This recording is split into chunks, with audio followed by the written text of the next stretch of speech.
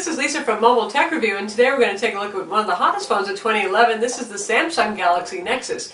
Now this is the import unlocked version. This is available overseas, not in the US yet, and it's not the Verizon version. So we're going to do a quick video look at this guy, and of course when the Verizon version is available with LTE sometime in December, we'll do a full detailed review of that too. So this is a long-awaited Samsung Galaxy Nexus, and again, this is not the US carrier version. This is one that came from an importer, and you can get one right now for about $750 or so. So it's a pricey proposition, but it is unlocked. You can use it with any carrier, and it's pentaband HSPA plus 21 megabit per second. That means that you have 3G/HSPA plus 4G for both T-Mobile and AT&T as well as overseas with this phone. This is a big screen phone, 4.65 inches. That's right up there with the HTC Titan, which is a 4.7 inch phone. We'll show you now just for size comparison. Just about the same size. And in terms of thickness, it's supremely thin phone and very light. You know Samsung, they make thin phones. So it's one of the thinnest phones on the market. Let's take a look around the device. Here we've got the docking connectors right here, the 3-pin interface.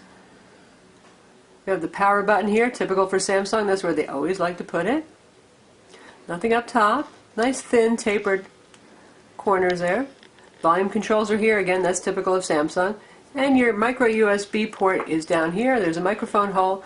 And your 3.5mm headphone jack is down at the bottom. Not the greatest location, but oh well. Take a look at the back of the phone. It looks distinctly Samsung. This looks so much like the Galaxy S2, doesn't it, with this kind of textured back.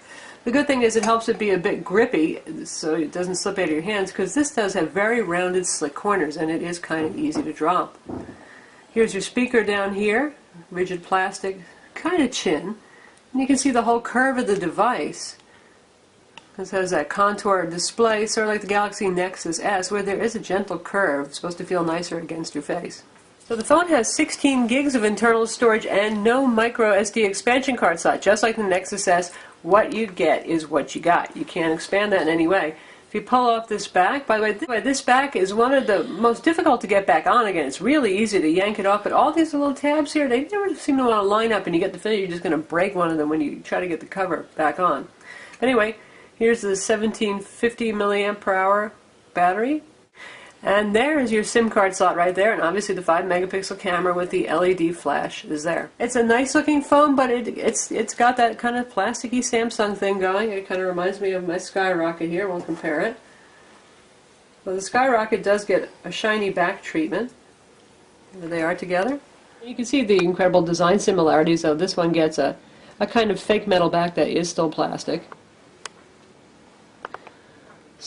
Super AMOLED Plus display versus Super AMOLED, but this guy's only running at 800 by 480 resolution compared to the 720p on the Nexus.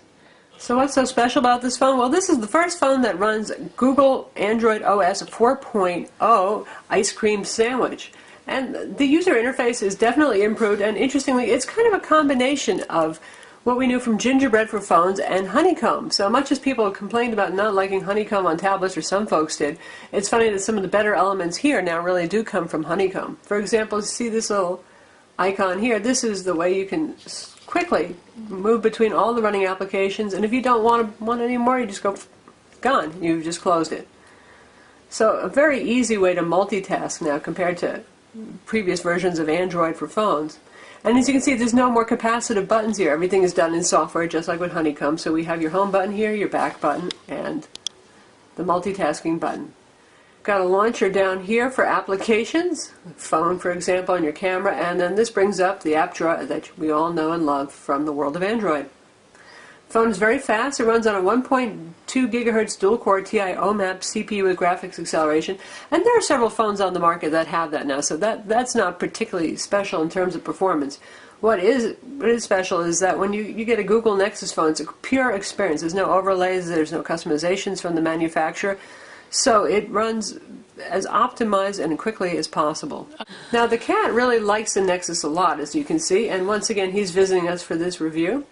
But we'll carry on and pretend that he's not here. And typical of Android, you have your multiple desktops here you can scroll through, and if you want to change your wallpaper now, like Honeycomb, you're just going to press and hold here and you can choose from your wallpapers. This does not bring up the widget option, however. If you go to your app drawer, you can see you can select between apps and widgets here. And if you want to access widgets, unlike Honeycomb, you don't do it by pressing and holding on the screen here.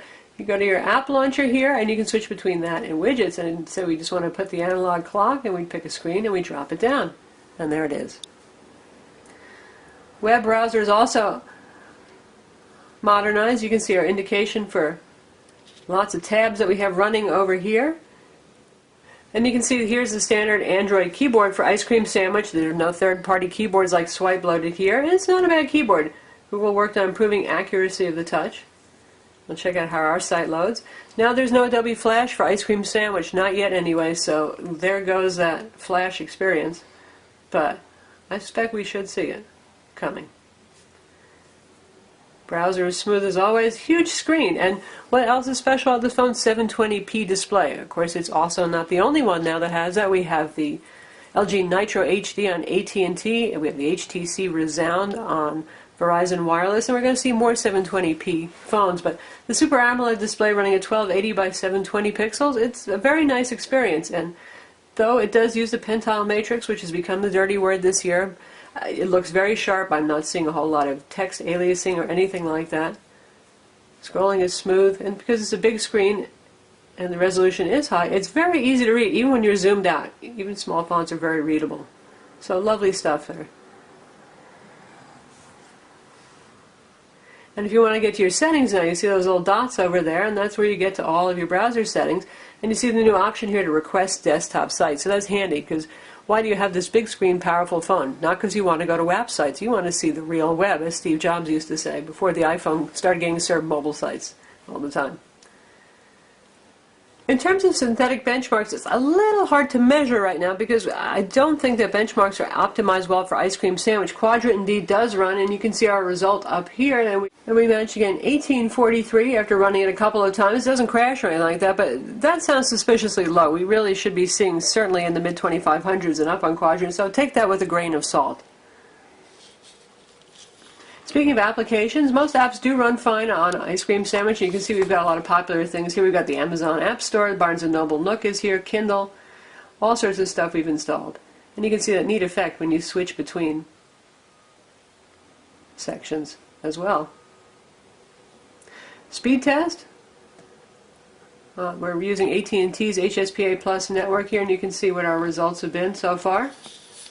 Between 4 and 5 on average megabits per second down and around a meg up. And this really fantastic one here, as you can see, has a Wi-Fi symbol. That's because we did that one on Wi-Fi. So the phone does have Wi-Fi, 802.11, BGN, Bluetooth, and the usual GPS. And we have Google Maps on board, including indoor location services too, which is pretty cool. Instead of being a widget now, you can see the Google search box, by the way, is just built in. Again, sort of like Honeycomb, and we have the voice search here, which works very well. Find me some cat food.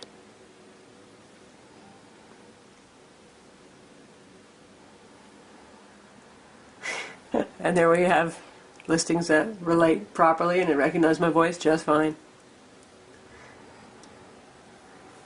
The other neat thing about the camera is how fast it is, and it has a very nice panorama function. Google worked really hard to speed up the camera and add functionality for Android, and we're going to use our cat as the test subject here. Man, he looks living large. So here we are in the camera application. You can see it takes pictures just that fast. It really is true. It's so fast you actually have to be careful to not move the phone, because there's no preparation time. You just go that quickly and you've got a picture. You can see we can choose between camera, video, and panorama mode. And it's stitching together our two images to give us an extra long cat. And we can take a look at that picture we shot right here. And there it is. The two parts of the cat are stitched together. All very quick, too, as you can see. Now the phone does an excellent job of playing 1080p video, and we've got a Microsoft Connect video going here, and you can see just how sharp and beautiful this screen is. Awesome to have a huge screen for playing video. And the speaker's not bad either.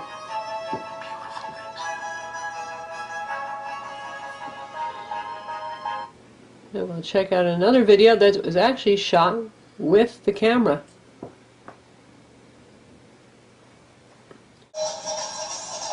And here we go. You can see the zoom actually works pretty well without impairing quality very much. Shot with the camera. Definitely good stuff. Call quality in the phone has been good, and you can see the very, again, minimalist, sort of like Microsoft Windows Phone dialer. Real minimal, but huge and easy to use.